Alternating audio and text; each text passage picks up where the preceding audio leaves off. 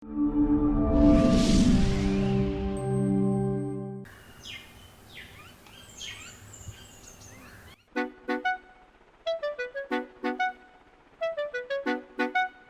മാറ്റി വെച്ചേ.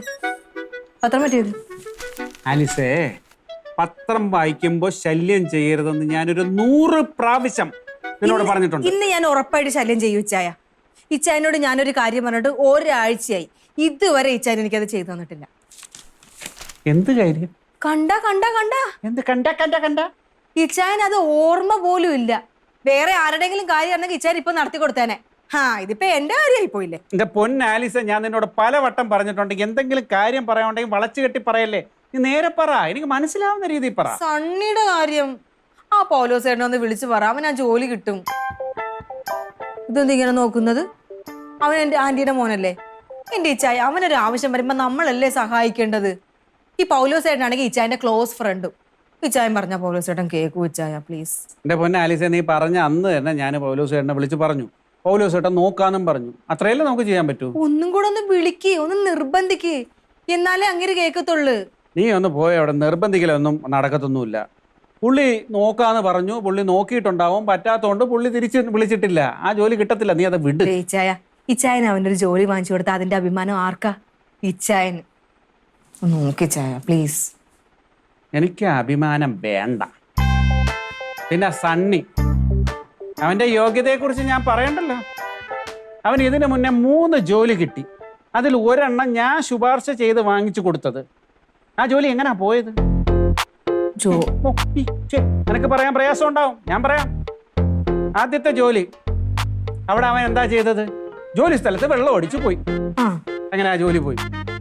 രണ്ടാമത്തെ ജോലി സ്ഥലത്ത് അവിടെ കൂടെ വർക്ക് ചെയ്തിരുന്ന സ്ത്രീക്ക് അശ്ലീല മെസ്സേജുകൾ രാത്രി അയച്ചു. അത് പോലീസ് കേസ് ആക്കാതിരിക്കാൻ വേണ്ടി ഞാൻ പെട്ട പാട് ചില്ലറയൊന്നുമല്ല. മൂന്നാമത് എന്താ സംഭവിച്ചത്? ഞാൻ ശുപാർശ ചെയ്ത് വാങ്ങിക്കൊടുത്ത ജോലി സ്ഥിരമായി വൈകിയെത്തി. മാനേജർ ചോദിച്ചപ്പോൾ മാനേജർ ആ തന്തയ്ക്ക് വിളിച്ചു. അവർ തമ്മിൽ വഴക്കായി. മധ്യസ്ഥം പറയാൻ വന്ന അസിസ്റ്റന്റ് മാനേജർ പെണ്ണിനെ മുണ്ടുപൊക്കി കാണിച്ചു. ആണോ? അവരെ ഞാൻ ജോലി വാങ്ങിച്ചു കൊടുക്കണം. പ്രായത്തിന്റെ എന്റെ പൊന്നു മോളെ, ഈ പ്രായം കഴിഞ്ഞ് തന്നെയാണ് ഞാനും വന്നത്. ഞാൻ ഒരു സ്ത്രീക്കും, കൂടെ ജോലി ചെയ്യുന്ന ഒരു സ്ത്രീക്കും രാത്രി അശ്ലീല മെസ്സേജ് അയച്ചിട്ടുമില്ല. ഞാൻ ഈ പറയുന്ന പോലെ ഏതെങ്കിലും സ്ത്രീക്ക് മുണ്ടുപൊക്കി കാണിച്ചിട്ടുമില്ല. ഈ ചാനൊന്ന് ഉപദേശിച്ചാൽ മതി, എല്ലാം ശരിയാവും.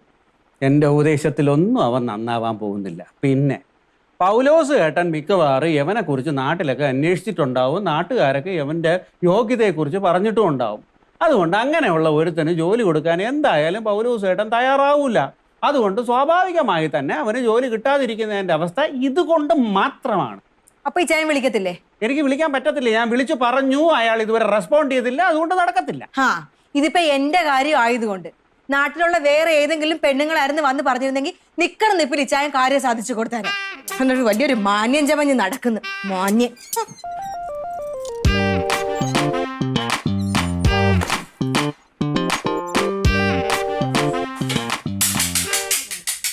ആലിസ്, ഉത്തരം മുട്ടുമ്പോൾ കൊഞ്ഞണം കൊത്തി കാണിച്ചിട്ട് യാതൊരു കാര്യവുമില്ല. നിന്റെ അനിയന്റെ യോഗ്യതയെക്കുറിച്ച് ഈ പൗലോസായിട്ട് അറിഞ്ഞിട്ടുണ്ടാവും. അക്കാര്യത്തിന് വേണ്ടിയിട്ട് എന്റെ നെഞ്ചത്ത് കയറിയിട്ട് യാതൊരു കാര്യവുമില്ല. നിന്റെ അനിയനോട് നന്നാവാൻ പറ. ഞാൻ ഒന്നും വെറുതെ പറഞ്ഞല്ല, ഇച്ചായന്റെ സ്വഭാവം തന്നെ പറഞ്ഞത്. ഞാൻ ഒഴിച്ച് ഈ ലോകത്തുള്ള ഏത് പെണ്ണുങ്ങൾ വന്ന് ഇച്ചായന്റെ മുമ്പിൽ വന്ന് എന്ത് പറഞ്ഞാലും ഇച്ചായൻ ഓടി നടന്ന് സാധിച്ചു കൊടുക്കും. ശരിയല്ലേ? എന്താ തുറച്ചു നോക്കുന്നത്? ഞാൻ ഇറങ്ങിപ്പോയാ ഇനിയും തർക്കിക്കാനാണ് പരിപാടിക്ക് എണ്ണി എണ്ണി എണ്ണി ഞാൻ കാര്യം പറയാം. 1, സുമിത്രയുടെ ആങ്ങള പോലീസ് സ്റ്റേഷനിൽ കിടന്നപ്പോഴത്തേക്ക് ഇച്ചായൻ സ്റ്റേഷനിൽ വിളിച്ച് എല്ലാം ശരിയാക്കി പ്രശ്നമൊക്കെ സോൾവ് ചെയ്ത് അങ്ങനെ ഇറക്കിയില്ലേ? കൊടുത്തു. സുമിത്ര എന്ന് പറഞ്ഞ ആരാ? പൗത്രന്റെ ഭാര്യയാണോ? പൗത്ര ഒരു കാര്യം വിളിച്ചു പറഞ്ഞാൽ അത് ചെയ്തു കൊടുത്തില്ലെങ്കിൽ മോശമല്ലേടി? വിളിച്ചത് പൗത്രനായിരിക്കും, പക്ഷെ ആങ്ങള ആരുടെയാ? സുമിത്രയുടെ. സുമിത്രയുടെ ആങ്ങളയായതുകൊണ്ട് മാത്രമാണ് ഇച്ചാൻ ഇത് മൊത്തം സാധിച്ചു കൊടുത്തത്. അതോടുകൂടി എന്റെ പൊന്നോ, സുമിത്രക്ക് ജോർജ് കുട്ടി എന്ന് പറഞ്ഞ ആരാ? എന്തൊരു സ്നേഹം, ബഹുമാനം. ജോർജ് കുട്ടി എന്ന് പറഞ്ഞ് പൂർത്തിയാക്കുന്നതിന് മുന്നേ തന്നെ അവളുടെ ഇവിടുന്ന് തേനിങ്ങനെ ഇറ്റ് വീഴും. വൃത്തിയോട് പറയരുത് കേട്ടോ. കഴിഞ്ഞിട്ടില്ല, ഇനിയുണ്ട്. സുലോചനയുടെ വകയിലുള്ള ഏതോ ഒരു അമ്മാവൻ എന്തോ ഒരു അസുഖമായിട്ട് ഏതോ ഒരു ഹോസ്പിറ്റലിൽ കിടക്കുന്നു. ഇച്ചായൻ ആ ഹോസ്പിറ്റലിൽ വിളിക്കുന്നു, ഡോക്ടറെ വിളിക്കുന്നു, അയ്യോ എന്താന്ന് ചോദിക്കുന്നു, പ്രശ്നമെല്ലാം തീർക്കുന്നു. ശരിയല്ലേ? ഈ സുലോചന എന്ന് പറഞ്ഞ ആരാ? ഈ വീടിന്റെ ഓണർ, പിന്നെ എൻ്റെ സുഹൃത്തിന്റെ ഭാര്യ ആണല്ലോ. അവർ ഒരു മെഡിക്കൽ ആയിട്ടുള്ള ഒരു സഹായം നമ്മുടെ അടുത്ത് ചോദിക്കുമ്പോൾ ഡോക്ടർ എന്ന രീതിയിൽ ഞാൻ ചെയ്തു കൊടുക്കാനുള്ള കടമ എനിക്കുണ്ട്. അത് ഡോക്ടർ എന്ന് പറഞ്ഞ ഒരു ആതുര സേവനവും കൂടെയാണ്. ആണോ? ആണോ? അങ്ങനെയാണെങ്കിൽ ഈ നാട്ടിൽ എന്തോരം പേര് അസുഖമായിട്ടിരിക്കുന്നു, അവരുടെ ഒന്നും മുന്നിലോട്ട് ഇച്ചാൻ പോണില്ലല്ലോ. ഇതിപ്പോ എന്താ കാര്യം? ആള് സുലോചനയല്ലേ, ചെയ്തു കൊടുക്കാതിരിക്കാൻ പറ്റോ? എന്നിട്ടാണ് ആ സുലോചന ഇവിടെ വന്ന് പറഞ്ഞ കാര്യം ഓർക്കുമ്പോഴുണ്ടല്ലോ സത്യം പറഞ്ഞ എന്റെ തൊലിയം ഉരിഞ്ഞു പോയി. ജോർജ് കുട്ടി മാങ്ങയാണ്, തേങ്ങയാണ്, ആനയാണ്. സുലോചന വന്ന് നല്ലത് പറഞ്ഞതിന് നിന്റെ തൊലി എന്തിനാടി ഉരിയുന്നേ? ചായ, എന്റെ ഭർത്താവിനെ പറ്റിയിട്ട് നാട്ടിലുള്ള പെണ്ണുങ്ങൾ നല്ലത് പറയുന്നത് എനിക്ക് ഇഷ്ടമല്ല. അപ്പൊ അതാണ് നിന്റെ അസുഖം. ഇതിനൊരു പരിഹാരമുണ്ട്, ഞാൻ പറയട്ടെ. ഞാൻ ഏതെങ്കിലും ഒരു സ്ത്രീയെ കയറി പിടിക്കാം, അപ്പൊ എനിക്കെതിരെ പെണ്ണ് കേസ് ഉണ്ടാവും. അപ്പൊ ഈ നാട്ടിലുള്ള പെണ്ണുങ്ങളും ആണുങ്ങളും എല്ലാം എന്നെ ചീത്ത പറയും. എന്നാ നിനക്ക് സമാധാനമാവോ? തീർന്നിട്ടില്ല, പിന്നെ ഇനിയുണ്ട്.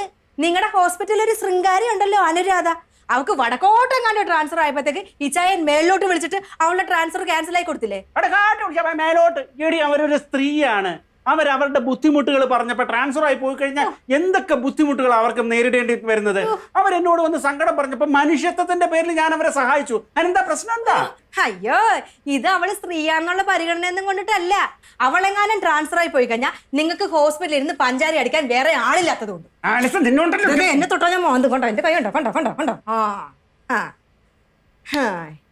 ഇതൊന്നും എനിക്ക് മനസ്സിലാവുന്നില്ല എന്ന് കരുതരുത്. എന്നാ മനസ്സിലാകുന്നില്ല?